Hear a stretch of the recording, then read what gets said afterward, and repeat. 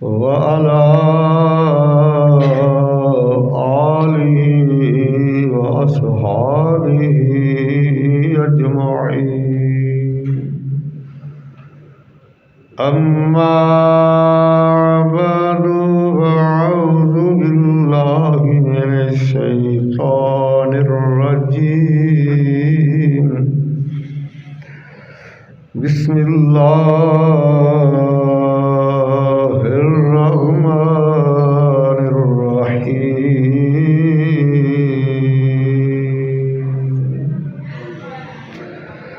إنا فتحنا لك فتحا مبينا.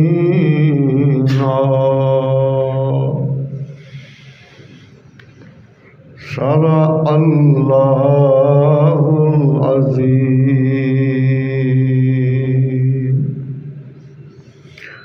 إن الله وملائكته يصلون على النبي يا أيها الذين آمنوا صلوا عليه وسلموا تسليما. الصلاة والسلام عليك يا سيدي يا رسول الله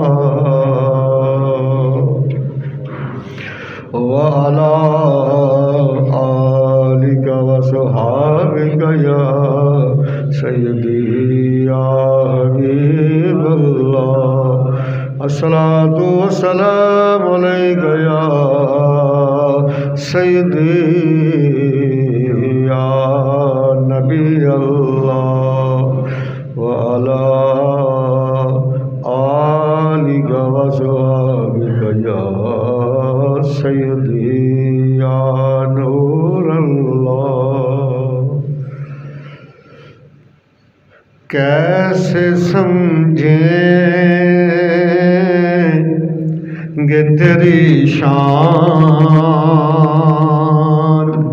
زمانے والے، کیسے سمجھیں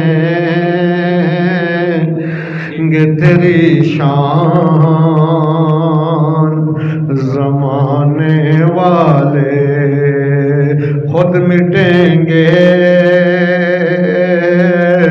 جو تیرا نام مٹانے والے، خود مٹیں گے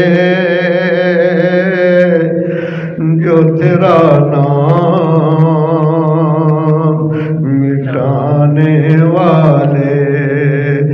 یوں ہی طیبہ سے میں نکلوں تو کہیں یوں آقا اور لوٹ آؤ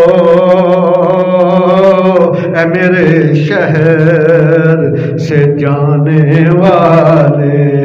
لوٹ آؤ اے میرے شہر سے جانے والے.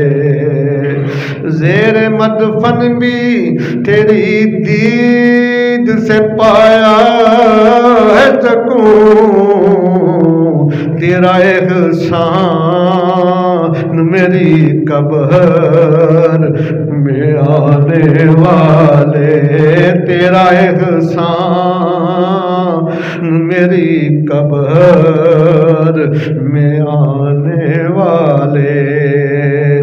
پورے عالم میں کوئی آپ سا کا سنانے والے، نو کے نیزہ پہ ہے قرآن سنانے والے. کیا ضرورت ہے کہ ہم چاند کا جلوہ دیکھیں، ٹھہرو ٹھہرو کہ وہ ہیں زلف ہٹانے والے، ٹھہرو ٹھہرو کہ وہ ہیں زلف ہٹانے والے. اب تو دوزخ کا بھی کوئی خوف نہیں حاکم،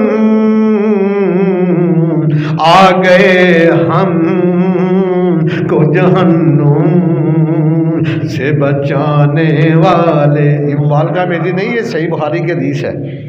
صحیح بخاری کی حدیث ہے. میرے آقا کریم فرماتے ہیں کہ جب مجھے اذن شفاعت ملے گا تو وہ میرے غلام جو گناہوں کی وجہ سے جہنم میں چلے گئے ہوں گے، میں خود اپنے دست کرم سے جہنم سے نکالوں گا، جنت میں داخل فرماؤں گا. صحیح بخاری کی حدیث ہے. اب تو دوزخ کا بھی کوئی خوف نہیں حاکم،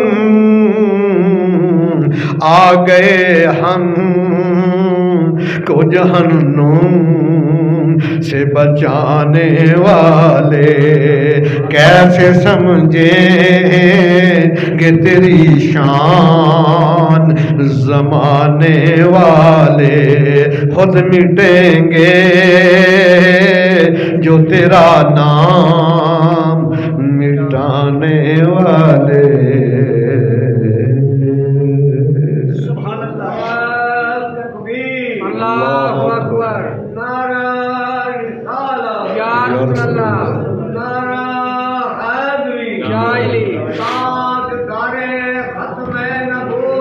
زندہ باد زندہ باد زندہ باد زندہ باد.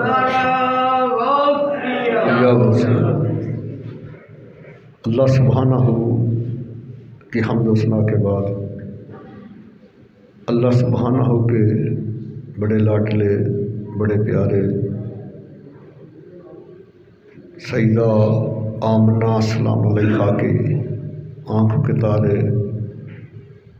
سیدہ حلیمہ سعدیہ کے دلارے،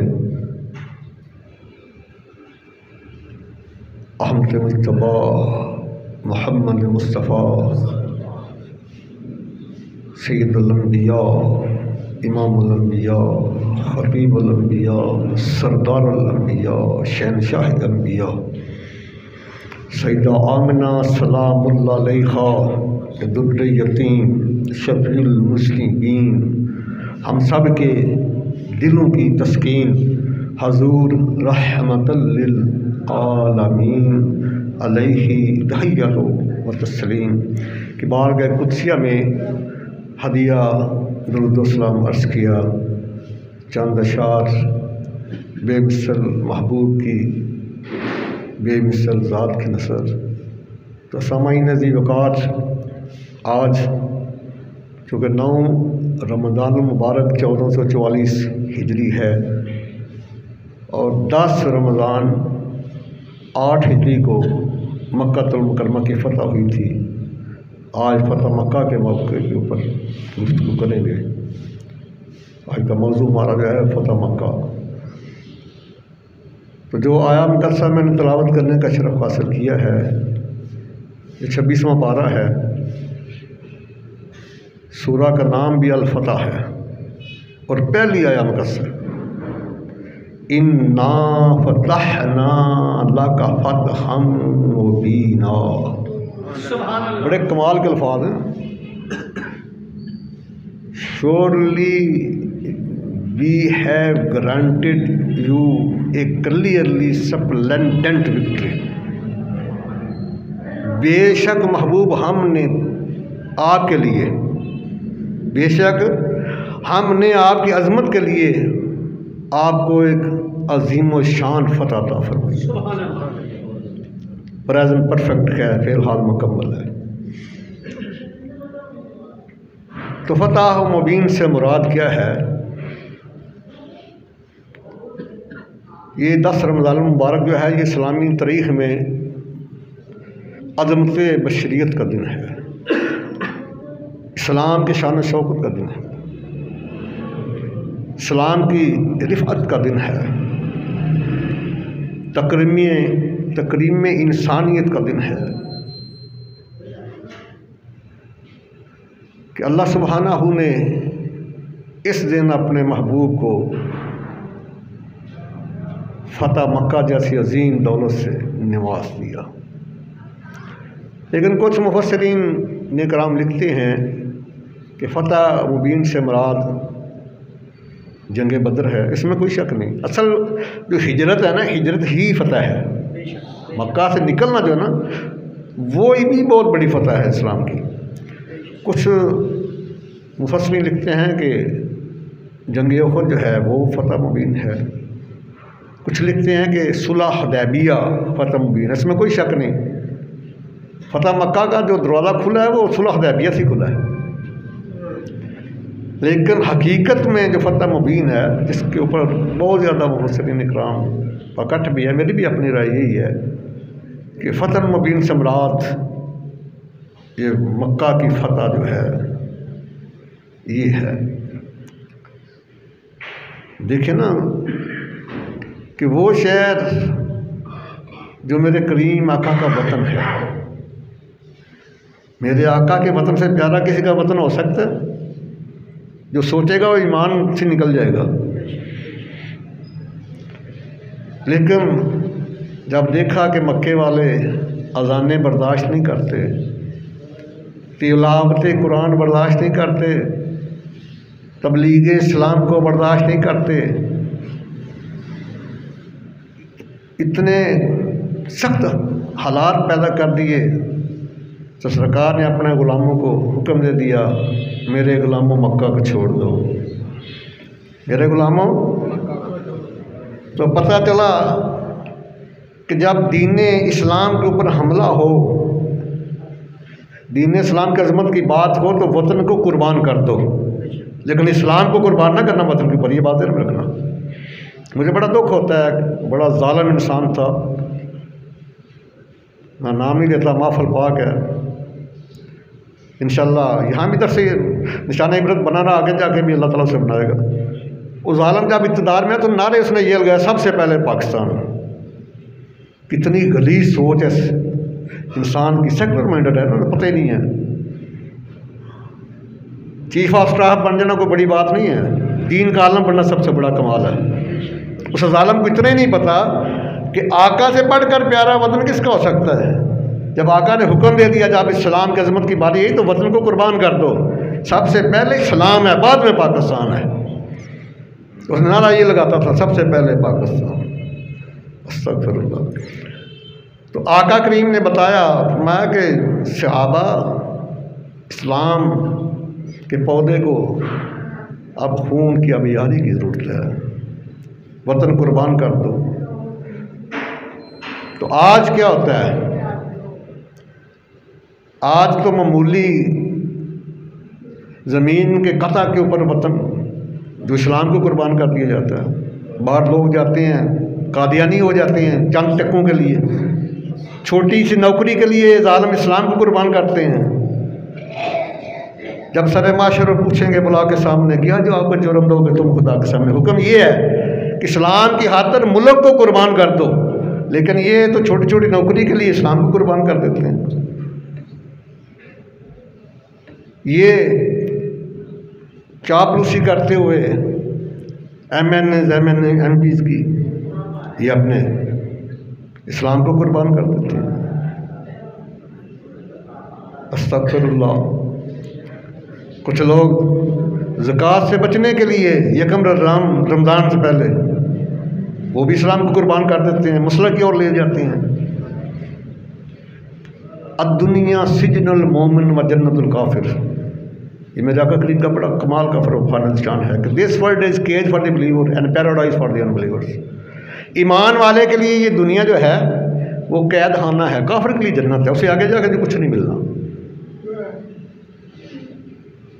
تو یہ فتح مبین حقیقت میں جو ہے یہ فتح مکہ ہی ہے، اور صلح حدیبیہ سے اس کا دروازہ کھلا۔ جب صلح حدیبیہ کی نا 6 ہجری میں سرکار نے کفار کے ساتھ، اس میں ایک شک جو تھی وہ بڑی کمزور تھی۔ اگر کوئی مسلمان مکہ سے مدینہ آیا ہجرت کر کے تو اس کو واپس کر دیا جائے گا، لیکن اگر کوئی مدینہ سے مکہ گیا تو اس کو واپس نہیں کیا جائے گا۔ سیدنا فاروق اعظم جیسے جلیل القدر صحابی مراد مصطفیٰ وہ لرز گئے، رو پڑے، عرض کیا حضور کیا ہم کمزور ہو گئے ہیں؟ کیا ہم غلطی پر ہیں؟ اتنی جھک کے صلح کی ہے؟ سرکار نے فرمایا کہ اے عمر ابن خطاب، انا رسول اللہ، میں اللہ کا رسول ہوں، میں اللہ کے حکم کے خلاف نہیں جا سکتا۔ فاروق اعظم فرماتے ہیں میں پھر صدیق اکبر کے پاس گیا، یہی میں نے سوال کیا تو انہوں نے وہی جواب دیا جو محبوب کبریا نے جواب دیا۔ کیا فاروق اعظم وہ اللہ کے رسول، انہوں نے جو فیصلہ کرنا اللہ کے حکم سے کرنا۔ لیکن بعد میں پتہ چلا کہ واقعی یہ صلح حدیبیہ ہی نے راستہ کھولا فتح مکہ کا۔ خود انہوں نے معاہدے کی خلاف ورزی کی، جب انہیں پتہ چل گیا نا اب خیر نہیں ہماری، انہوں نے ابو سفیان کو، سارا پنچایت بیٹھی مکہ میں، انہوں نے ابو سفیان اس وقت کافر تھا اور سردار تھا اہل مکہ کا، اپنے سردار کو قاصد بنا کے بھیجا، سفیر بنا کے بھیجا مدینہ میں جاؤ حضور کی بارگاہ میں جا کے عرض کرو کہ معاہدے کی رینیول کریں، تجدید کریں، اس کی مدت کو بڑھا دیں۔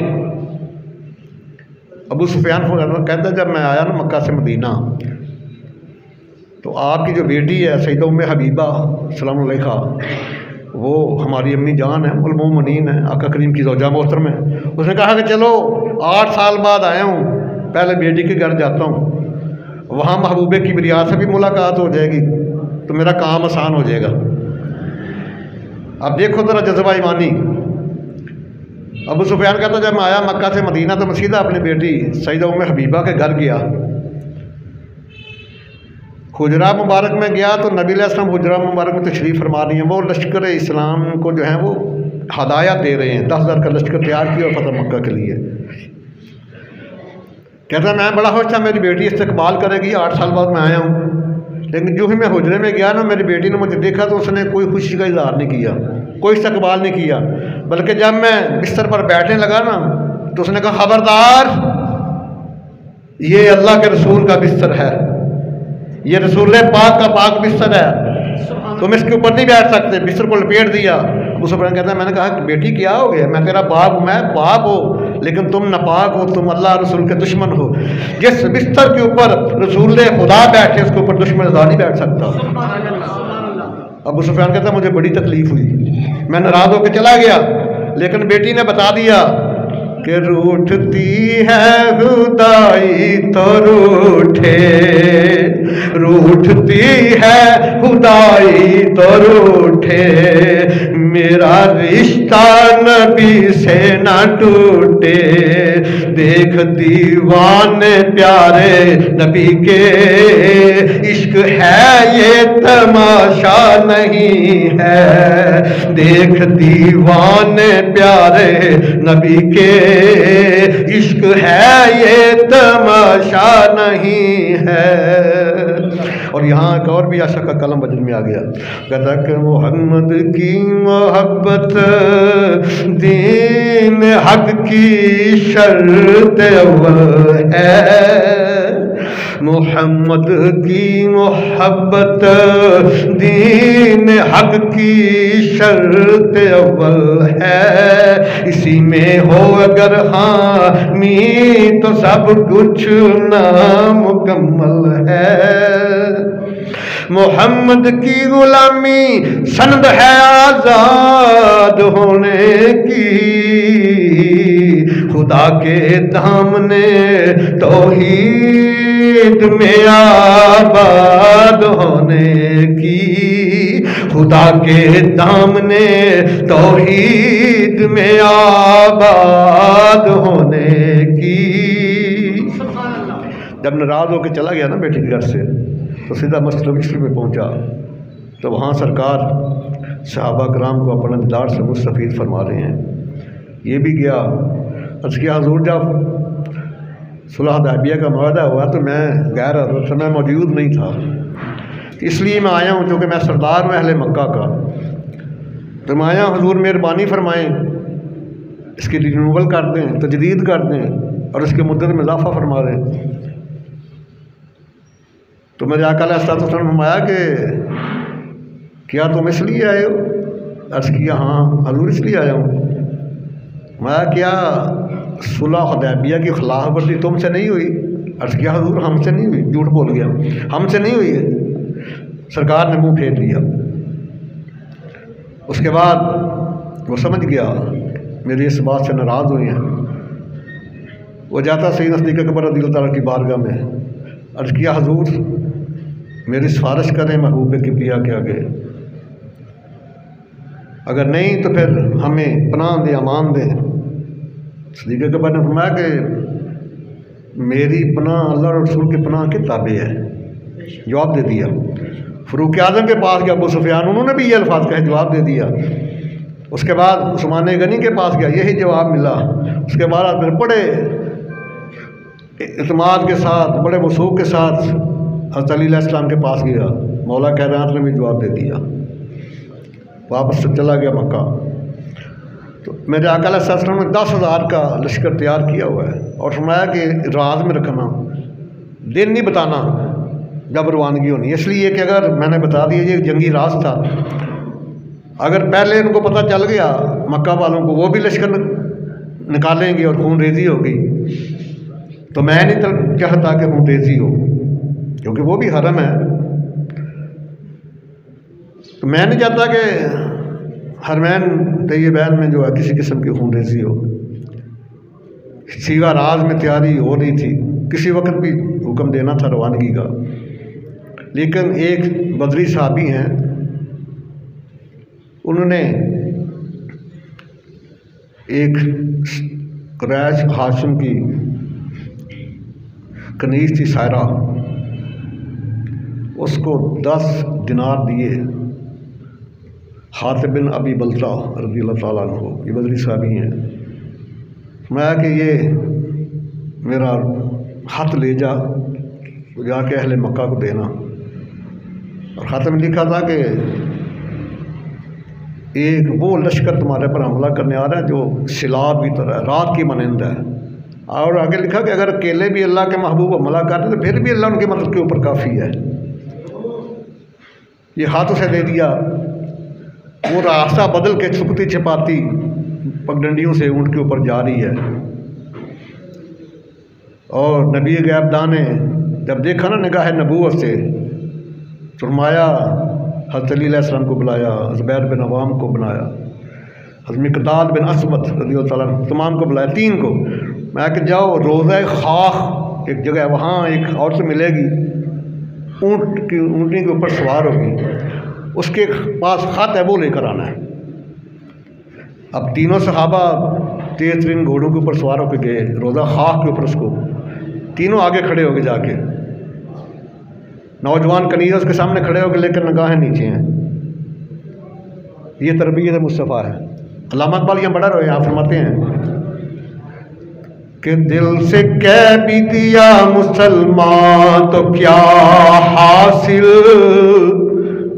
دل سے کہہ بھی دیا مسلمان تو کیا حاصل، دل و نگاہ مسلمان نہیں تو کچھ بھی نہیں. آج مڈل اسکول کی بچیاں جو ہیں وہ اوباش نوجوانوں کی بدنگاہی سے محفوظ نہیں. اس لیے سوال آ رہا ہے نا، یہ کچھ وجوہات ہیں، کچھ گناہ جو ہم نے خریدے ہوئے ہیں.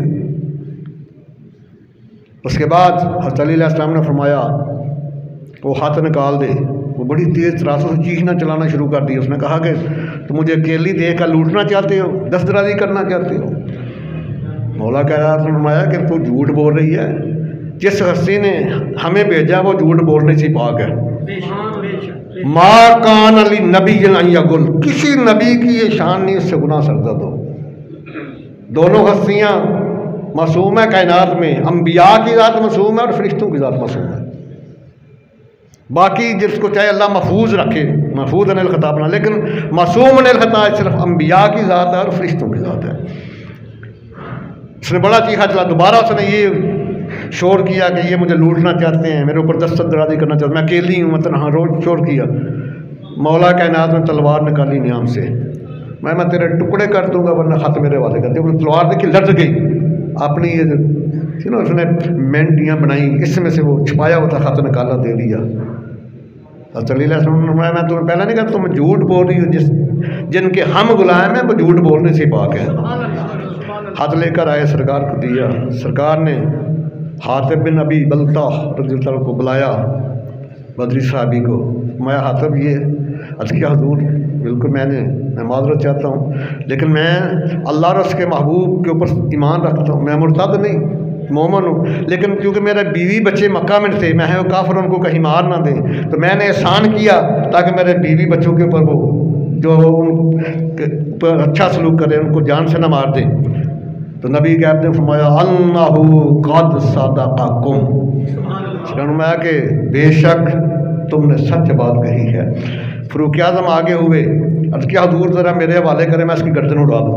बड़े जलाल वाले, क्योंकि तकरीबन 1.5 लाख सहाबा हैं, तमाम के तमाम मुरीद मुस्तफ़ा हैं, सिर्फ ये अकेले ही फ़ारूक आज़म जो मुराद मुस्तफ़ा जिनको अल्लाह के महबूब ने मांगा अल्लाह से, अल्लाहुम्मा इज़्ज़िल इस्लाम अबी उमर, मिशकात करी से, या अल्लाह मुझे उमर अता फरमा दे। तो सुनो मेरे आका करीम ने आगे क्या जवाब दिया। फरमाया फ़ारूक आज़म ये बदरी साहबी हैं जिनके बारे में अल्लाह ताला ने फरमाया है ए मालूम माशे तुम वक़द गफ़रत लकुम। बदरी साहबा के बारे में होना कि जो जी चाहे अमल करते रहो, अल्लाह ने तुम्हें बख्श दिया है।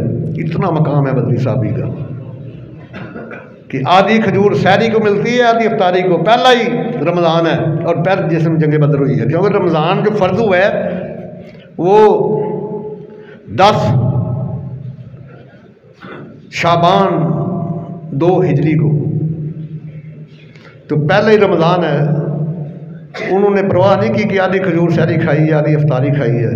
जानों के नज़राने पेश किए हैं, 70 काफिरों को वास्ता जहन्नम किया, 70 को रेस्ट भी किया है। सिर्फ 14 मुसलमान शहीद हुए जंग बदर में, 6 महाजरीन हैं, 8 अंसार हैं।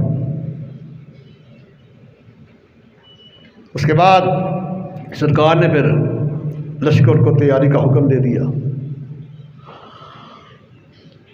जब मक्का से 1 मील के फासले पर आए ना, रात का वक्त है, उन्होंने कि यहाँ पड़ाव करो और खैमे दूर दूर लगाने हैं।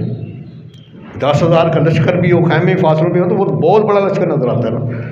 तो अबू सुफियान ने इस वक्त कलमा नहीं पढ़ा था, ये कुछ लोगों के साथ ये पहरा दे रहे हैं। पता था कि हमारे ऊपर हमला होना है, क्योंकि हमने मुसलमानों को निकाला है यहाँ से, मक्का से, उनके वतन से उन्होंने आना ज़रूर है।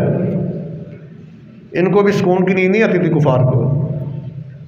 जब उधर देखा इतना बड़ा लश्कर, तो ये लड़स गया।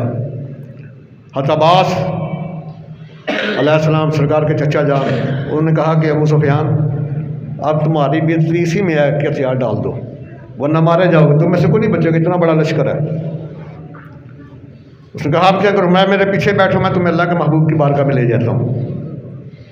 अब्बास अलैहिस्सलाम ने अबू सुफियान को पीछे बैठाया। जब जा रहे सर सही ना फ़ारूक तुम देख लिया, आपने ललकर दिया, फरमाया और दुश्मन अल्लाह रसूल का दुश्मन खुद आ गया, आप जाने ना पाए। लेकिन अब्बास ने लेकर आप सरकार की बारगाह में चले गए। फ़ारूक आज़म पीछे, क्या हुजूर दो मैं इसकी गर्दन उड़ा दूँ, उसने बड़ा जुल्म किया हमारे ऊपर। लेकिन अब्बास ने पनाह दे दी, सरकार खामोश हो गए। अबू सुफियान कलमा पढ़ के मुसलमान हो गया। और देखो फिर रहमतें तकसीम करने वाले महबूब का करम देखिए। मैं कि अबू सुफियान जा, मैं तुम्हें ये आज़ाद बख्शता हूँ, तूने कलमा मेरा पढ़ लिया, या जो तेरे घर में पनाह ले लेगा ना सुबह, हम उसको भी छोड़ देंगे। अबू सुफियान ने कहा हुजूर मेरा घर तो बहुत छोटा है, मैं जो मस्जिद हराम में पनाह लेगा उसको भी छोड़ देंगे। अर्ज़ किया हुजूर आबादी की निस्बत से मस्जिद हराम भी छोटी है, मैं कि जो अपने घर का दरवाज़ा बंद कर लेगा हम उसको भी छोड़ देंगे। जब लश्कर 10,000 का दाखिल हो रहा है मक्का शरीफ में, नबी अलैहिस्सलाम अपनी ऊँटनी कस्वा के ऊपर सवार हैं। दाएं जानब सैयदना सिद्दीक़ अकबर की ज़ात है, बाएं जानब उसैद बिन हुज़ैर हैं, और नबी अलैहिस्सलाम ने अपने ग़ुलाम ज़ैद बिन हारिसा के बेटे उसामा बिन ज़ैद को अपने पीछे बिठाया हुआ है। ये वो हस्ती है जिन्होंने हसब नस्ब के तफाहर को ख़त्म कर दिया है, ऊंच नीच को ख़त्म कर दिया है। कहाँ महबूब किबरिया और कहाँ एक गुलाम का बेटा उसको अपने पीछे बिठाया हुआ है और मक्का फतह करने जा रहे हैं। और यमनी रंग की चादर का मामा शरीफ बंधा हुआ है, सब्ज़ रंग का। मौला कायनात ने स्याह रंग का मामा पहना हुआ फतह मक्का के ऊपर। जो ही ये جا رہا ہے تو لوگ شہلا مکان کی زیارت کو سارا مکہ مڈایا، لیکن جب دیکھا کہ فاتحہ مکہ پیک میں عجز و انکسار بنا ہوا ہے، ایسے آپ کی جبین جو ہے وہ کچابے سے ٹچ رہی، جھکے ہوئے ہیں سواری کے اوپر، سواری کے اوپر بھی جھکے ہوئے ہیں، اپنے قصبہ کے اوپر جھکے ہوئے ہیں اور سورہ الفتح کی تلاوت فرما رہے ہیں۔ سبحان اللہ۔ اِنَّا فَتَحْنَا لَكَ فَتْحًا مُبِينًا۔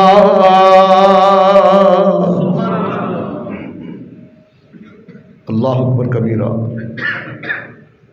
اس کے بعد چلتی چلتی سواری آپ کی حرم شریف میں پہنچ گئی۔ محمد بن مسلمہ نے نکیل پکڑی ہوئی ہے، سرکار نے اپنی اونٹنی قصبہ کے اوپر طواف کیا بیت اللہ شریف کا، آنکھوں سے آنسو بہہ رہے ہیں کہ یہ وہ بیت اللہ شریف ہے جہاں سے ظالم نے ہمیں نکلنے پر مجبور کر دیا تھا، آج ہم فاتحہ کے حیثیت سے آئے ہیں۔ طواف کر کیا، اس کے بعد یہاں تک سیرت ابن ہشام میں آتا ہے کہ دل ڈرنے کی جگہ نہیں تھی حرم پاک میں، 10,000 کا لشکر ہے۔ جب سرکار نے طواف مکمل کیا نا تو صحابہ نے ایسے تلیاں پھیلا دی، صحابہ نے تلیاں پھلائیں سرکار کی سواری کے بعد، سرکار اور صحابہ کی تلیوں کے اوپر سوار ہو کے نیچے آئے ہیں اور پھر مقامی ابراہیم کے اوپر 2 نفل پڑے ہیں۔ اس کے بعد پھر آپ نے آب زمزم نوش فرمایا، تھوڑی دیر ٹھہر کے پھر وضو تازہ فرمایا۔ اب کفار یہ دیکھ کے حیران ہو گئے، چیخیں نکل گئی ان کی کہ جو سرکار اقدس کے جسم سے آپ پانی آب زمزم کا وضو کر رہے ہیں، جو نیچے قطرے گرتے ہیں تو صحابہ نیچے نہیں گرنے دیتے، صحابہ ایسے کھڑے ہیں، ہاتھوں کے اوپر لیتے ہیں، چہروں کے اوپر ملتے ہیں، سینے کے اوپر ملتے ہیں۔ سبحان اللہ۔ اس چیز کا حکم نہ خدا نے دیا نہ مصطفیٰ نے دیا، یہ بات میرے ذہن میں رکھ لینا۔ پانی کو چہروں کے اوپر ملنے کا حکم نہ خدا نے دیا نہ مصطفیٰ نے دیا، سینے کے اوپر وضو کا بچا ہوا پانی ملنے کا حکم نہ خدا نے دیا نہ مصطفیٰ نے دیا۔ اس کا مطلب یہ ہے کہ عشق اور ادب کسی حکم کے محتاج نہیں ہوتے۔ سبحان اللہ، سبحان اللہ۔ ہر وہ کام سرکار کی عشق ادب میں کرنا جائز ہے جس کی شریعت نے مخالفت نہ کی ہو۔ عشق اور ادب کسی حکم کے محتاج نہیں ہوتے۔ اللہ اکبر کبیرہ۔ سرکار جب فارغ ہوئے تو اس کو طلب کیا، جو کلید بردار ہے بیت اللہ کا، عثمان بن طلحہ اس کا نام ہے، اس کو بلایا۔ عثمان بن طلحہ خود اپنی بات سناتا ہے،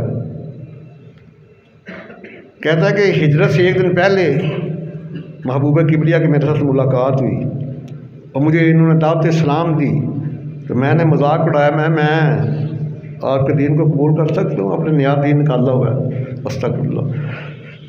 اور عثمان بن طلحہ فرماتا ہے کہ ایک دن میں نے سرکار سے بڑی بدتمیزی کی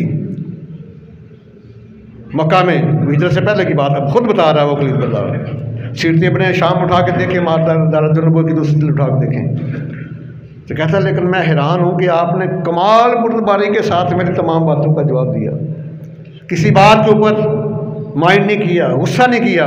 ہاں ایک بات مجھ سے فرمائی، عثمان یاد رکھ ایک دن وہ آئے گا جب یہ چابی میرے پاس ہوگی بیت اللہ شریف، اور میں جس کو چاہوں گا عطا کروں گا۔ یہ عثمان بن طلحہ کر رہا، جب سرکار نے پیغام بھیجا تو کہتا میری کیا مجال تھی، میں حاضر نہ ہوتا۔ جب میں چابی لے کر حاضر ہوا، چابی دی نا، تو سرکار نے آیا کہ عثمان یاد کرو، وہ دن یاد کرو، میں نے کہا تھا نا ایک دن چابی میرے ہاتھ میں ہوگی۔ عرض کیا حضور آپ نے کہا تھا، اور اسی وقت قدموں پہ گلا کلمہ پڑھ کے مسلمان ہو گیا۔ جب وہ مسلمان ہو گیا تو سرکار نے کیا فرمایا، مَيَأْخُذُوهَا خَالِدَةً طَالِدَةً،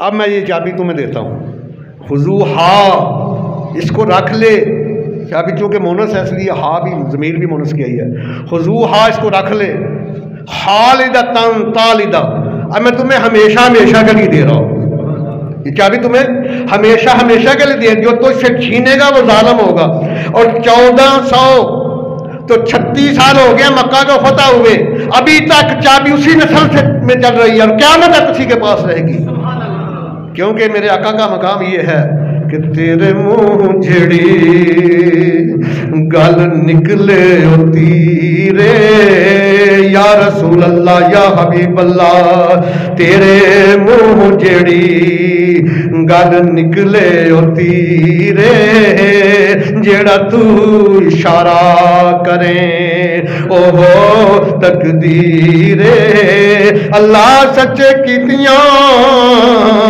بڑائیاں تیرے نام دیاں، ہر پاسے پیاں ہر پاسے پیاں نے دہائیاں تیرے نام دیاں، اکو بوکے بیٹھے رہندے پکے جو اصول دے، غیران دی غلامیوں کدے نہ قبول دے، جنہ لوکاں کیتیاں گدائیاں تیرے نام دیاں، ہر پاسے پیاں ہر پاس پیاں نے دعائیاں تیرے نام دیاں۔ اللہ اکبر کبیرہ۔ اس کے بعد آئیے ذرا مدارج النبوت کی دوسری جلد ہے۔ مولا کائنات فرماتے ہیں کہ سرکار نے مجھے کہا جو بت رہ گیا نا، کچھ تو بت وہ تھے جو سرکار نے ایسے چھڑی سے گرا دیے، اور ساتھ سورہ بنی اسرائیل 15ویں پارے کی آیت نمبر 81 پڑھنے ہیں سرکار۔ دیکھو صاحب ہر چیز کو محفوظ رکھا ہے، چھڑی سے بتوں کو گرا رہے ہیں، جس کو لگاتے ہیں چھڑی وہ منہ کے بار گرتا ہے زمین۔ 360 بت اس وقت سے بیت اللہ شریف کے اوپر گرتے جب مکہ فتح ہوا ہے، تو سرکار ایسے چھڑی کے ساتھ لگاتے جاتے ہیں، وہ بت نیچے گرتے ہیں منہ کے بل، اور سرکار پڑھ کیا رہے ہیں 15واں پارہ سورہ بنی اسرائیل کی آیت نمبر 81، اور مارا قل جاء الحق وزهق الباطل ان الباطل كان زهوقا، آیا حق آ گیا اور باطل مٹ گیا، اور بے شک باطل مٹنے کی چیز ہے، ہمیشہ فتح حق کی ہوتی ہے، یہ باطل مٹ گئی یہاں بھی اور وہاں بھی، مقابلہ ضرور کرتا ہے باطل حق کا، لیکن کبھی باطل حق سے جیت نہیں سکتا۔ قرآن مقدس میں ایک اللہ تعالیٰ نے بڑے کمال آیا میں سب فرمایا کہ اگر کنتم العالون ان کنتم مومنین، میں تم کو پوری دنیا کو حکمران بنا دوں اگر تم مومن ہو۔ مسلمان کی بات نہیں کی، مسلمان اور چیز ہے، مومن اور چیز ہے، اسلام اور چیز ہے، ایمان اور چیز ہے۔ کبھی مجھے وقت ملا میں پورا لیکچر اس کے اوپر دینا اسلام کیا ہے ایمان کیا ہے، لیکن میں تم مختصر بتا دیتا ہوں کہ جملہ ارکان اسلام کو زبان سے ان کا اقرار کر لینا یہ اسلام ہے، لیکن دل و جان کے ساتھ عمل کرنا چاہے جان قربان ہو جائے اس کو ایمان کہتے ہیں۔ رابی ہے نا، انہوں نے کلمہ پڑھ لیا کہ حضور ہم ایمان لے آئے، فرمایا یہ نہ کہو بلکہ یہ کہو کہ اسلمنا، ہم اسلام لے آئے، ابھی ایمان تو تمہارے دلوں میں داخل ہی نہیں ہوا۔ ایمان اور ہے اسلام اور ہے، ایمان تو اسلام کا بڑا اعلیٰ مقام ہے، سپرلیٹو ڈگری ہے۔ یہ سمجھو کہ اسلام بیس ہے اور اس کی پیک جو ہے وہ ایمان ہے۔ جہاں بھی اللہ تعالیٰ نے کوئی اسپیشل حکم دیا نا وہاں یا ایھا الذین آمنوا، اے ایمان والو، جب عام حکم دیا یا ایھا الناس فرمایا وہاں، یہ قرآن مقدس کا بڑا واضح اصول موجود ہے۔ اور وہ آقا کریم کہ وہ اتنے عظیم غیب سے نوازا گیا کہ ہزاروں صحابہ جو ہیں نا، ہزاروں لوگ آپ کے علم غیب کی وجہ سے صحابی بنے ہیں۔ میں ایک اور یہ بات بیان کر دوں، عمیر بن وہب یہ بڑا مکے کا بہت بڑا چلاک مکار اور عیار کافر تھا، یہ بڑا پریشان ہے۔ صفوان بن امیہ کا یہ بڑا گہرا دوست بھی تھا۔ صفوان بن امیہ بھی آپ کو پتا بہت بڑا دشمن اسلام تھا، تو بہت بڑا امیر تھا، اس وقت کارہ پتی بندہ تھا۔ اس نے اپنے دوست عمیر ابن وہب سے پوچھا تمہیں کیا ہو گیا ہے، بڑے پریشان ہو؟ تو دوست سے پھر بات تو نہیں چھپاتا، عرض کیا آپ کو پتا تو ہے کہ مسلمانوں نے میرے بیٹے کو قیدی کر لیا ہوا ہے، تو میرے اوپر تو قیامت برپا ہو چکی ہے۔ اس نے کہا کوئی بات نہیں، یہ میری سواری بھی لے لو، یہ میری تلوار بھی لے جاؤ، تو جاؤ مدینہ شریف، معاذ اللہ مسلمانوں کے نبی کو شہید کر دو، تو بیٹے کو لے آؤ، اگر تمہیں کچھ ہو گیا تو میں وعدہ کرتا ہوں میں ساری عمر تیرا سارا قرضہ بھی اتاروں گا، تیرے گھر والوں کی کفارت بھی کروں گا۔ عمیر ابن وہب وہاں سے نکلا بڑا خوش، سواری بھی بڑی کمال کی دی اس نے، صفوان بن امیہ نے، سردار نے، تلوار بھی اپنی دے دی۔ جب آیا نا مدینہ المنورہ تو باہر اونٹ کو بٹھایا، اس کے گھٹنے کو باندھا، گلے میں تلوار لٹکائی، تو آگے دیکھا اندر صحابہ کرام کا جمع غفیر ہے، تو صحابہ کی جہاں جوتیاں تھیں نا ان کے اوپر ہی بیٹھ گیا۔ جب دیکھا کہ جمع غفیر ہے، سرکار اپنی زیارت سے مستفید فرما رہے ہیں، صحابہ زیارت کر رہے ہیں، کبھی وہ ذہن میں تو لاؤ نا کہ جب سرکار تشریف فرما ہوں گے، صدیق اکبر پاس ہوں گے، فاروق اعظم ساتھ ہوں گے، عثمان غنی پاس ہوں گے، مولا کائنات پاس ہوں گے، بلال حبشی پاس ہوں گے، سلمان فارسی ہوں گے، تو وہ نظارہ کیسا ہوگا؟ میرا تو یہی ایمان کہتا ہے کہ کتنے رنگین تیری محفل کے نظارے ہوں گے، کتنے رنگین تیری محفل کے نظارے ہوں گے، جب تیرے پاس تیرے یار پیارے ہوں گے، یا رسول اللہ یا حبیب اللہ، جب تیرے پاس تیرے یار پیارے ہوں گے، کتنے رنگین تیری محفل کے نظارے، کتنے رنگین۔ تصور میں لیا کہ وہ منظر کیسا ہوئے گا، ذرا اکھاں بند کرو، تصور میں لیاؤ جو صحابہ کرام بیٹھے ہوں گے سرکار دے قدمین شریفین دے وچ، تے اپنا چہرہ نور دی زیارت ہو رہی ہوئے گی۔ تے میں بڑی باری انہوں نے کہ صحابہ جڑے نے صحابی عمل نہ لفظ نہیں، نگاہ مصطفیٰ دے فعل نہ لفظ لے، کیونکہ ساری دنیا دے غوث قطب ڈال کٹھے ہو جان ایک صحابی دے مقام نو نہیں پہنچ سکتے۔ عمل جننے مرضی کرتے رہن، حج بھی کرن، جہاد بھی کرن، زکات، نماز، روزہ، صدقہ ہر کام کرن، لیکن ایک وہ صحابی ہے جن نے کوئی اپنا نیک کم بھی نہیں کیتا سوائے سرکار دے صحابیت تو، وہ بھی انہاں ساری دنیا دے غوث قطب ڈال افضل ہے۔ ایک وہ صحابی ہے جڑا 1 گھنٹے دا صحابی ہے، 1 گھنٹے دا صحابی سرکار کی بارگاہ میں آیا، چہرہ انور دی زیارت کی، کلمہ پڑھیا، مسلمان ہو گیا، 1 گھنٹے بعد وصال ہو گیا۔ وہ بھی انہاں ساری دنیا دے گا اس کو تب تک افضل پتہ چل گیا کہ صحابہ جڑے نے عمل دی وجہ نال افضل نہیں، نگاہ مصطفیٰ دے فیض دی وجہ نال افضل نہیں، کیونکہ صحابہ وہ صحابہ ہر صبح جن کی عید ہوتی تھی، صحابہ وہ صحابہ ہر صبح جن کی عید ہوتی تھی، خدا کا قرب حاصل تھا نبی کی، خدا کا قرب حاصل تھا نبی کی دید ہوتی۔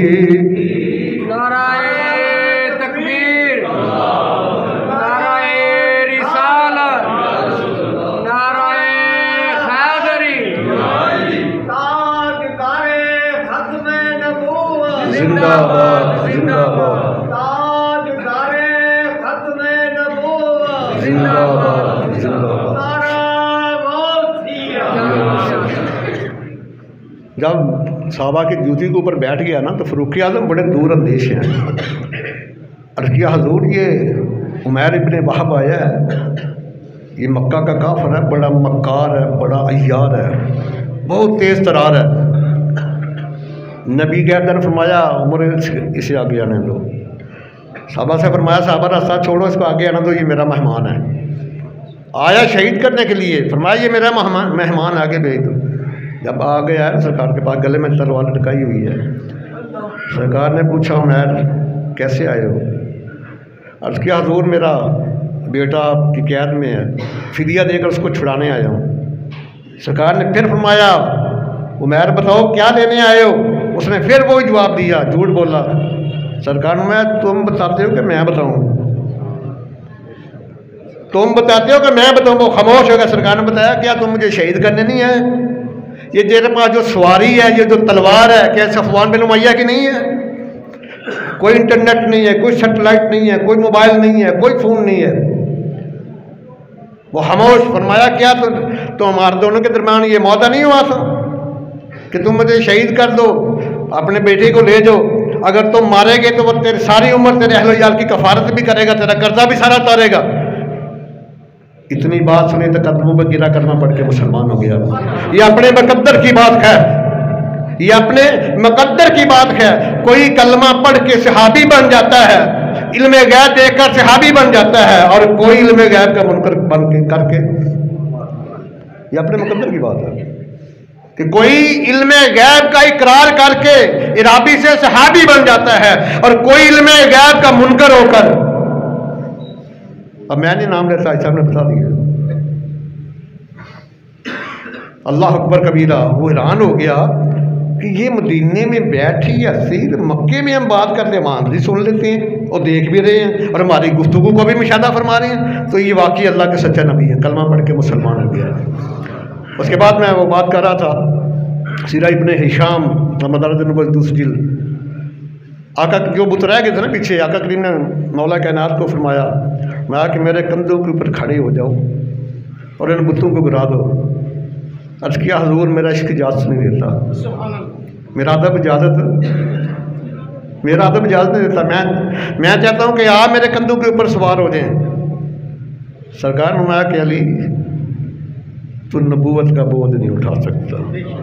یہاں شیعہ جو ہے نا مورخ بڑا چیز ہے، کہتا ہے کہ غار ثور کا موقع صدیق اکبر نے تقریباً 2 میل کندھوں کے اوپر سوار کر کے سرکار کو غار میں لے گئے ہیں، اور یہاں ہے کہ علی تو نبوت کا بوجھ نہیں اٹھا سکتا۔ مولا کائنات سے کبھی کسی نے سوال کیا نا، جب آپ بنے نا امیر المومنین، فرمایا حضور سب سے بہادر کون ہے؟ آپ نے پوچھا، لوگوں نے کہا انت یا علی، حضور آپ؟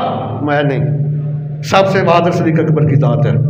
جنگ بدر کا مقام تھا، جب ٹیلے کے اوپر ایک بنایا گیا نا جھونپڑا دیا، ہم نے کہا کون ہے جو اللہ کے محبوب کی حفاظت کر رہی ہیں، باڈی گارڈ بنے؟ میں کوئی نہیں آگے، وہ صدیق اکبر کی ذات سے جو آگے بڑھی۔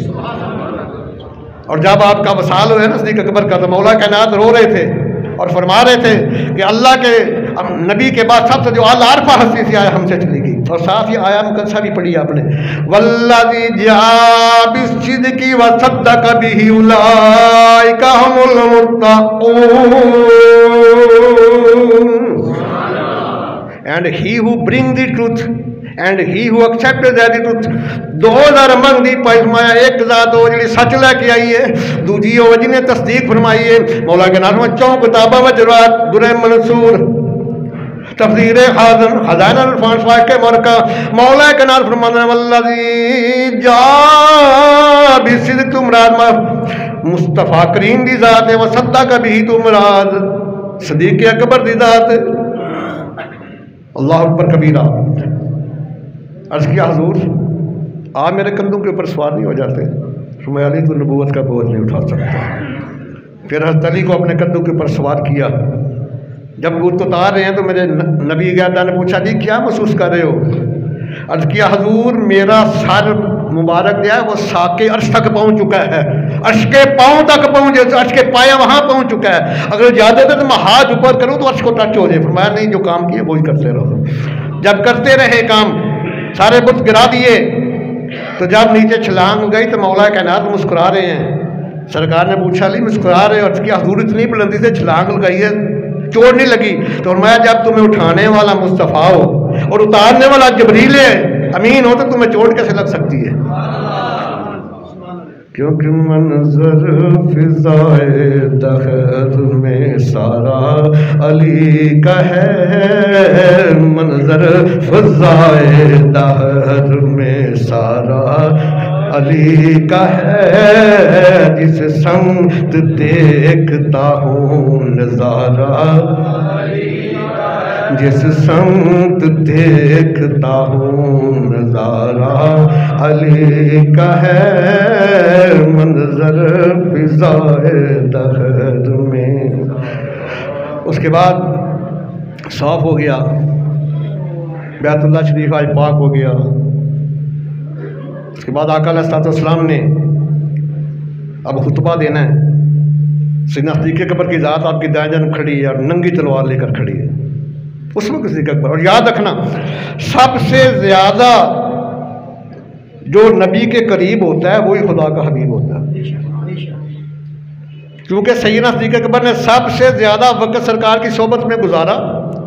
سب سے پہلے مسلمان بھی آپ ہیں، سب سے پہلے اسلام کے خطیب بھی آپ ہیں، سب سے پہلے امیر حج بھی آپ ہیں، اور سب سے پہلے سرکار کے خلیفہ بھی آپ ہیں، سب سے پہلے آپ کے وزیر بھی آپ ہیں۔ ابو بکر کا معنی یہ ہے اسلام کی پہلی بہار بھی آپ ہیں۔ بکر کسے کہتے ہیں؟ ابو بکر، بکر کا باپ۔ یہ اب شادی کے بعد ملتی ہے نا کنیت، ابو بکر بکر کا باپ۔ ابھی آپ کنوارے صاحب کو لوگ ابو بکر کہتے ہیں، نام تو آپ کا عبداللہ ہے۔ بکر عربی میں کہتے ہیں جب کوئی مالی باغ لگاتا ہے نا تو پھل لگنے سے پہلے آپ کو پتہ ہے بور لگتا ہے، جب پہلا بور لگتا ہے نا اس کو عربی میں بکر کہتے ہیں۔ میں کہ اسلام کی پہلی بہار صدیق اکبر ہے۔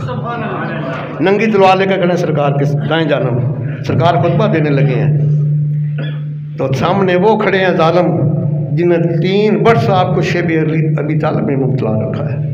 وہ ہیں جو بڑے بڑے وہ تو بات کہتے ہیں، میں نہیں کہہ سکتا، میری زبان جانے تھی، بڑے بڑے جنہوں نے بدتمیزیاں کی، طوفان نے بدتمیزی پر پا رکھا، وہ سامنے کھڑے ہیں۔ جنہوں نے سیدنا امیر حمزہ علیہ السلام کو شہید کرایا وہ سامنے کھڑے ہیں۔ جنہوں نے تابڑ توڑ حملے کیے 2 ہجری کو بھی مدینہ کے اوپر، 3 ہجری کو بھی مدینہ کے اوپر، 5 ہجری کو بھی مدینہ کے اوپر، وہ سامنے کھڑے ہیں۔ اسلام کو نقصان پہنچانے والے، مسلمانوں کو مکے سے نکالنے والے سامنے کھڑے ہیں۔ تو میرے آقا کریم نے فرمایا کہ سنو، تمہیں پتہ ہے میں تمہارے ساتھ آج کیا سلوک کرنے والا ہوں؟ آپ سب کی گردنیں پرہم ہیں، لڑ رہے ہیں، لیکن انہوں نے کچھ لوگوں نے کہا ہمیں آپ سے اچھے سلوک کی، تو اس لیے کہ انتا نبی کریم وَأَخُوٌ کریم وَإِبْنُ أَخٍ کریم، مایا کہ آپ بڑے کریم ہیں اور آپ کے باپ بھی بڑے کریم تھے۔ حسن وہ ہے جس کی گواہی سوتن بھی دے، سچائی وہ ہے جس کی گواہی منکر بھی دے۔ وہ کافر ہو کر حضرت عبداللہ علیہ السلام کی عظمت کا بیان کر رہے ہیں، تو کلمہ پڑھ کے ان کے ایمان کا انکار کرتا ہے، پھر تیرا حشر کیا ہوگا؟ یہ الفاظ ہیں، اٹھا کے دیکھ لیں۔ فرمایا کہ انت نبی کریم و ابن اخ کریم وقد قدرت، آپ بڑے کریم ہیں، آپ بڑے کریم کے بیٹے ہیں اور آپ کو اللہ نے بڑا اختیار بھی دیا ہے۔ لیکن سنو میرے آقا کریم نے کیا فرمایا؟ میں آج میں تمہارے ساتھ وہی سلوک کرتا ہوں جو یوسف علیہ السلام اپنے بھائیوں کے ساتھ کیا تھا۔ لا تثریب علیکم الیوم، آج تمہارے اوپر کوئی گرفت نہیں۔ اذهبوا فانتم الطلقاء، جاؤ چلے جاؤ، میری طرف سے میں نے تمہیں معاف کیا، تم آزاد ہو۔ لیکن وہ یہ بات کہہ گئے کہ انت نبی کریم و ابن اخ کریم، وہ بتا کے دنیا والوں کے شان وکھرایا منا دے لال دا، شان وکھرایا منا دے، کوئی بھی سونا نہیں سنے دے نال دا شان میرا تے ایمان ہے اس گل تے، او ہے واقف تیرے میرے۔ یہ میری بات نہیں، میں بخاری حدیث کا ترجمہ بیان کر رہا ہوں، میں نے کبھی شعر اپنی طرف سے نہیں پڑھا۔ بخاری شریف کی پہلی جلد ہے، صفحہ 59 اٹھا کے دیکھیں، 59 صفحہ ہے۔ سرکار نے پہلے اللہ کی قسم کھائی ہے، پھر حدیث روایت فرمائی ہے۔ ایسا پتہ تھا ظالم نجدی ہوں گے جو میرے علم غیب کا انکار کریں گے۔ میں تو کہتا ہوں یار سارے جھگڑے چھوڑ دو، یہ فرقے چھوڑ دو، نبی کا معنی تم کر لو، بس سارے جھگڑے ختم ہو جائیں گے۔ دیکھنا نبی کوئی پراپر ناؤن تو نہیں نا، آدم علیہ السلام پراپر ناؤن ہے، نوح علیہ السلام پراپر ناؤن ہے، ابراہیم پراپر ناؤن ہے، موسیٰ پراپر ناؤن ہے، عیسیٰ پراپر ناؤن ہے، لیکن نبی تو پراپر ناؤن نہیں ہے۔ نبی کا ترجمہ کر لو، یہ جتنے بد عقیدہ ہیں، ان کے جتنے بھی غلط عقائد کی بنیادیں وہ زمین بوس ہو جائیں گی۔ نبی نبات نکلا ہے، عربی دنیا کی فصیح و بلیغ زبان ہے، ہر اسم کا مادہ ہے، مصدر ہے، روٹ ہے، جڑ ہے، بیس ہے۔ نبی کہاں سے نکلا؟ نبا، نون بار الف سے، جس کی جمع الانباء، خبریں۔ اور 100 سے زیادہ تراجم مارکیٹ میں موجود ہیں ان لوگوں کے. کسی ماں کے لال نے نبی کا ترجمہ نہیں کیا, نبی کا نیچے نبی لکھا ہے. ایک نے بڑی اس نے تیر چلایا ہے, اس نے کہا, اس نے نبی کا ترجمہ لکھا مخبر. استغفر اللہ, تمام کا وہ استغفر. اگر نبی کو مخبر مان لو تو جتنے ٹی وی کے نیوز کاسٹر صاحب کو نبی ماننا پڑ جائے گا. مخبر کسے کہتے ہیں؟ جو فرش پر رہ کے فرش کی خبریں دیتا ہے. اس کے سامنے دیوار کے اوپر بھی نہیں, پیپر ٹیبل کے اوپر ہی پڑے تھے. مخبر اس کو کہتے ہیں جو زمین پر رہ کے زمین کی خبر دے, اور جو فرش پر رہ کے عرش کی خبر دے اسے کہتے ہیں communicator of the unseen, communicator of the hidden news. غیب کی خبریں دینے والا, چھپی ہوئی باتیں بتانے والا. نبی کا معنی کر دو, تمہارے تمام جو ہے فرقے ختم ہو جائیں گے دنیا سے. ایک ہی جماعت بنتی ہے جو سرکار کے غلام جماعت اہل سنت و جماعت. نبی کا معنی کر کے دیکھ لو. معنی اس لیے کہ کئی دن کے ہلاک فاضل کی جتنی عمارتیں زمین بوز ہو جاتی ہیں, ان کی دکانداری ختم ہو جاتی ہیں. لوگ کیسے ان کے پیچھے جائیں گے؟ یہ کیسے لوگوں کے ایمان کے اوپر ڈاکے ڈالیں گے؟ کیسے لوگوں کے ایمانوں کو چھینیں گے؟ اللہ اکبر کبیرہ. اس کے بعد پھر آقا علیہ الصلوۃ والسلام نے فرمایا بلال حبشی ادھر آؤ. عرض کیا لبیک یا رسول اللہ. یہ آج نعرہ, یہ صحابہ کا نعرہ ہے. کیا مانا لبیک یا رسول اللہ؟ میری جان, مال, اولاد, ہر چیز حاضر قربان ہے آپ کے اوپر. اور اہل محشر جب سرکار دے وہ بھی کہیں لبیک یا رسول اللہ. لبیک یا رسول اللہ, میں حاضر ہوں, میں حاضر ہوں. اس میں کون سا بھائی غیر اسلامی کوئی بات ہے؟ لبیک یا رسول اللہ, میں حاضر ہوں آپ کے. بلایا بلال کو, عرض کیا لبیک یا رسول اللہ, میں آج ظہر کی اذان آپ پڑھوں. صحابہ نے بڑا کر, تقریباً 10,000 صحابہ کی جماعت ہے. عرض کیا حضور آج کسی اور کی ڈیوٹی نہیں لگا دیتے؟ میں جب مار کھانے کی باری ہے تو مار بلال کھائے تو جان کی اور پڑے, آج بلال ہی جان پڑے گا. مسنبی کا مؤذن بھی بلال ہے, آج حرم شریف کا مؤذن بھی یہی بنے گا. ظہر کی نماز کی اذان کا وقت آیا, کیا بلال اذان پڑھو. عرض کیا حضور وہاں تو مسجد نبوی شریف میں تو چبوترا ہے, صفا چبوترے کہتے ہیں, اونچی جگہ کہتے ہیں نا صاحب صفا, چبوترے والے ادھر بیٹھ کے دین کی تعلیم حاصل کرتے تھے. اور یہ ایک اور بات ذہن میں رکھو, ہمارے اکثر ائمہ کرام یہاں بیٹھے ہوتے ہیں کہ عین مسجد میں اذان کہنے کی شریعت میں اجازت نہیں ہے. عین مسجد میں اذان کہنے کی, خارج از مسجد جگہ پہ اذان کہی جائے. کہیں پہ جو میں نا بانی مسجد اس نے ممبر کے آگے تھوڑی جگہ رکھی ہوتی ہے, مخصوص کی ہوتی ہے, تو ویسے ہم جیسے اجرے میں پڑھ رہے اذان ایسے اندر علیحدہ جگہ رکھی ہوتی ہے. لیکن عین مسجد میں نماز کی اذان دینے کی اجازت نہیں ہے, نہ میت رکھنے کی اجازت. نماز جنازہ پڑھی جا سکتی ہے لیکن میت نہیں مسجد میں رکھی جا سکتی. آگے کچھ اسپیشل کمرہ بنا اس میں ہو تو پیچھے کھڑے ہو کر نماز پڑھ سکتے. تو عرض کیا حضور وہاں تو مسجد نبوی شریف نذان پڑھتا تو چبوترے پہ کھڑا ہوتا, یہاں کا کہاں پڑھو, یہاں کو ایسی جگہ نہیں. یہ مسجد والے حضرات بھی آ رہے ہیں, یہ جو شیطان نے تالا لگایا نا یہ پر ان کو کھولو. اور یہ حقیقت میں جنت کا اکاؤنٹ ہے. اور جو صاحب ثروت ہے 100 سے کم نہ دیا کرو. یہ اللہ تعالیٰ کے گھر کے تقدس کے خلاف ہے یہ بات کہ بچوں کو ہم 100 200 سے دیں, جب بچوں کی باری 10-20 ڈال دیں. اور اسی کا دیا اس کے راستے میں دیا نا, ہمارا اس میں کیا کمال ہے. تو فرمایا بلال آؤ. عرض کیا حضور کہاں اذان پڑھوں؟ فرمایا آج کعبے کی چھت کے اوپر کھڑے ہو جاؤ, جہاں کسی کو چڑھنے کی اجازت نہیں ہے. بلال حبشی کعبے کی چھت کے اوپر کھڑے ہو کر اذان پڑھو. آج دنیا کو پتہ چل جو سرکار کا ہو جاتا ہے, کعبہ بھی اس کے پاؤں کے نیچے آ جاتا ہے. بلال حبشی نے جب اذان پڑھی لرز گیا پورا اپنا مکہ شریف. اذان پڑھی, اس کے بعد ایک دیکھا ایک بندہ جو ہے نوجوان ہے وہ نقلیں اتار رہا. سرکار نے اسے بلایا, ادھر آؤ, کیا کر رہے؟ کہتا میں کالے بلال کی نقلیں اتار رہا تھا. میں دوبارہ پڑھو نا ذرا. اس نے جب اذان پڑھی بڑا خوش الحان تھا. ابو محذورہ اس کا نام ہے. اس نے کہا سرکار نے میرے سینے پہ اور سر پر ہاتھ پھیرا، میری دل کی دنیا بدل گئی، قدموں پہ گرا، کلمہ پڑھ کے مسلمان ہو گیا۔ میں آج جب تک تیری زندگی ہے حرم شریف کا مظہر تو رہے گا، اس کو بھی مظہر بنا دیا، اس لیے کہ میں نے در رسول پہ دل کو جھکا دیا، میں نے در رسول پہ دل کو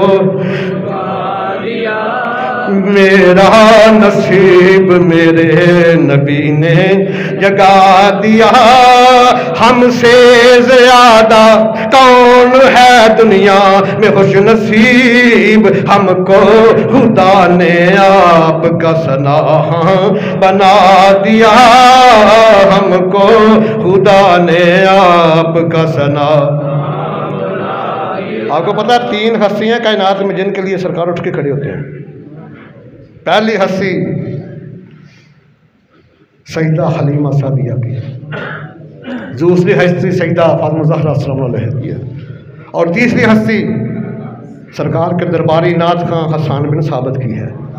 ہم سے زیادہ کون ہے دنیا میں خوش نصیب، ہم کو خدا نے آپ کا ثنا دیا، میں نے در رسول پہ دل کو جھکا دیا، میرا نصیب میرے نبی نے جگا دیا۔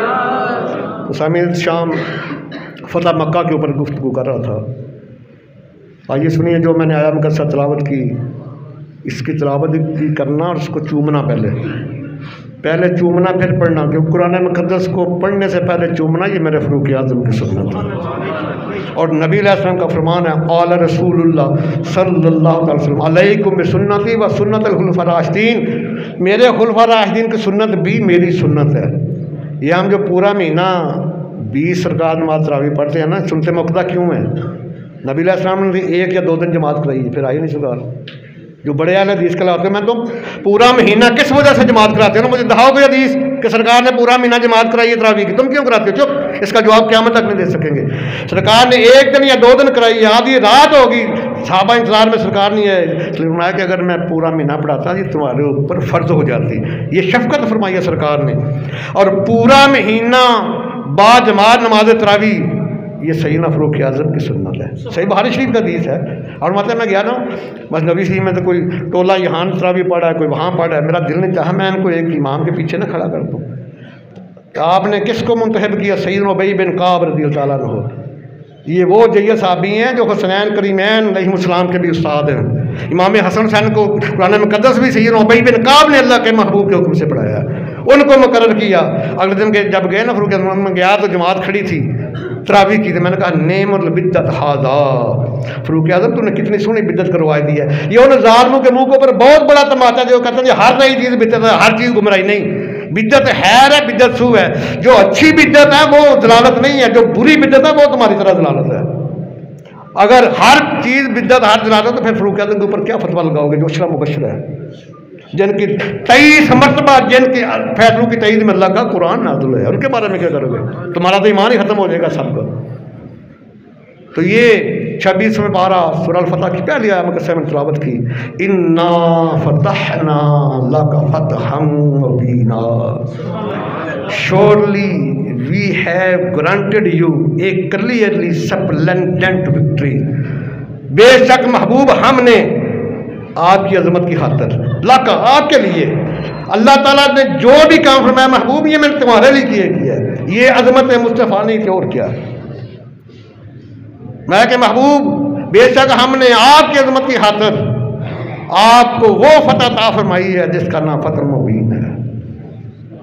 کچھ لوگ کہتے ہیں کہ اس سے مراد بدر کی فتح ہے، کچھ کہتے ہیں جی احد کی فتح ہے، کچھ کہتے ہیں جی صلح حدیبیہ ہے۔ صلح حدیبیہ کوئی شک نہیں، صلح حدیبیہ سے باب کھلا تھا نا فتح مکہ کا، لیکن حقیقت میں یہ فتح مکہ ہے جس کو فتح مبین کہا گیا ہے۔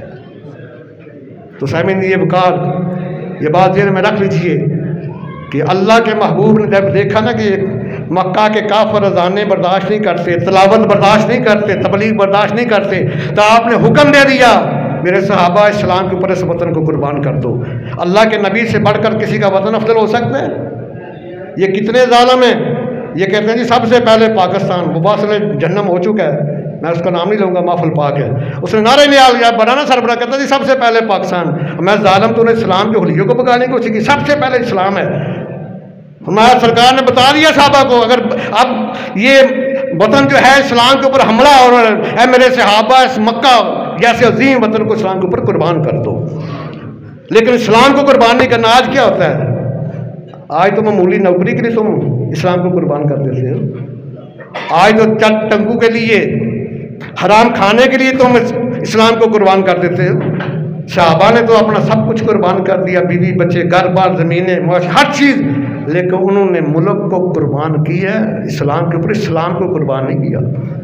اور یہی 10 جو رمضان مبارک ہے، 10 رمضان مبارک 8 ہجری کو مکہ فتح ہوا ہے، آج سے 1436 سال پہلے کی بات ہے، اور یہ عظمت انسانیت کا عظیم دن ہے 10 رمضان مبارک۔ تو اس میں آپ نے عہد کرنا یا الہی اگر اسلام کے اوپر کوئی مشکل وقت آتا ہے تو ہم تن من دل سب کچھ قربان کر دیں گے، لیکن تیرے دین کے اوپر آنچ نہیں آنے دیں گے۔ بات ہے انشاءاللہ یا رب مصطفیٰ استقامت کی دولت عطا فرما۔ بھائی ایک دو فطرانے کے بارے میں بھی بات سن لیں۔ حکم تو یہ ہے کہ صرف کھانے پینے کا نام روزہ نہیں، آپ کے جملہ ہر اعضاء کا اللہ کے نافرمانی سے رک جانے کا نام روزہ ہے۔ تو زبان کا بھی روزہ، اکثر روزے سے بندے بھی ہودہ گفتگو کر جاتے ہیں جس سے روزے کی صحت میں فرق پڑتا ہے۔ تو اللہ کے محبوب نے شفقت فرمائی، فطرانہ واجب قرار دیا، تاکہ اور یہ بھی فرمایا کہ جب تک وہ فطرانہ ادا نہیں نہ کرتا اس کا روزہ زمین آسمان درمیان معلق رہتا، لٹکا رہتا، قبول نہیں ہوتا جب تک فطرانہ ادا نہ کرے۔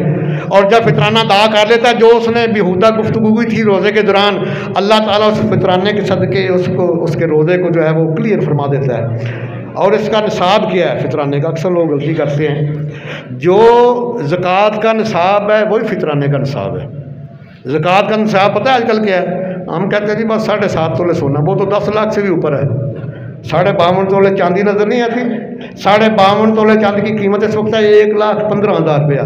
جس بندے کے پاس 1,15,000 ایک سال میں رہے قرضہ نکال کر، اس کے اوپر زکوٰۃ بھی فرض ہے، فطرانہ بھی واجب ہے۔ جو اس سے کم کا مالک ہے اس کے اوپر فطرانہ واجب نہیں، اگر دے گا تو نفلی ہو جائے گا، لیکن جو صاحب نصاب ہے اگر وہ فطرانہ ادا نہیں کرتا تو اس کا روزہ قبول نہیں ہوتا، زمین و آسمان درمیان لٹک رہتا ہے۔ اس لیے یہ تقریباً 2.25 کلو جو ہے وہ آٹا، یا 4.5 کلو جو، یا 4.5 کلو کھجور، یا 4.5 کلو کشمش، یہ ہے کم از کم جو فطرانہ سے بنتا ہے وہ 320 روپے ہے۔ 2.25 کلو آٹے کی کم از کم جو ہے وہ 320 روپے ہے۔ تو سب سے زیادہ حقدار صدقہ فطرانہ کی آپ دعوت اسلامی ہے، تقریباً 200 سے زیادہ مالک میں کام کر رہی ہے، بغیر کسی نوٹ کے، بغیر کسی ووٹ کے۔ سب سے زیادہ حقدار وہ ہے، جا کے دیکھو جامعۃ المدینہ میں کتنی دنیا پڑھ رہی ہے، فلانے مدینہ میں جا کر دیکھو کتنی دنیا تعلیم حاصل کر رہی ہے۔ ان کو 3 وقت کا بعد کھانا بھی دیا جاتا ہے، رمضان ہے سحری افطاری دی جاتی ہے، ان کے کھانے پینے کا بندوبست کیا گیا۔